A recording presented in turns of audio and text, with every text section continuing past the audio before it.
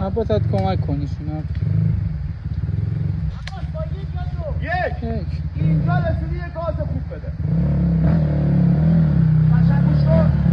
گاز! آها! اینه. عاشق تو هم عباس. دیدی معجزه گازو؟ گاز به موقع. داداشی ما نیوجرسی داریم داشت. چی واسه ما دید؟ عباس! با خیلی دار نیوجرسی که زده من زدم. همین گاز گفتم گاز. گاز! آها! دیدی گاز کم داری. جلش کن. گاز گفتم گاز. هیچیش نمیشه. هیچیش نمیشه. میداد داداشی هیچ چیزی برام اینجا باشه. گازو گفتم گازی بده. برو همین یکم جلوتر. برو جلوتر. بلند شو بلند شو. برپا. شده بود شد. میداد.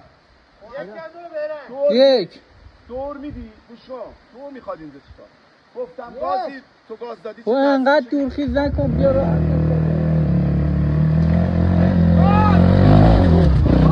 ماشاءالله آقا میلاد گل. فیکسم بقول بچه‌ها. چرخ میفته اینجا وقتی گاز میدی چرخ جلو سباش ازگیلن نرسیده. چی؟ نخور هرچی دیدی نخور.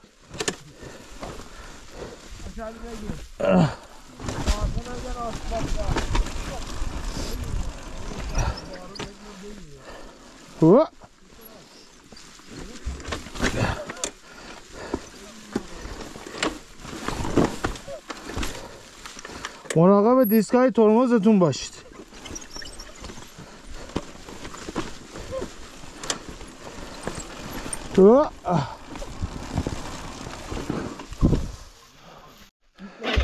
داره اینو بگیر.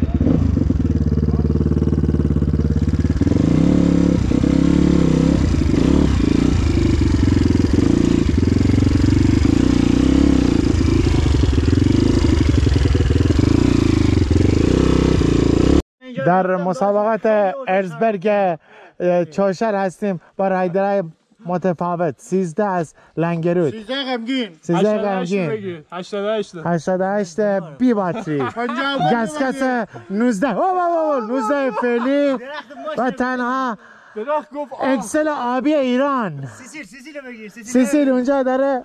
سیسیل به عنوان یک رایدر پشتیبان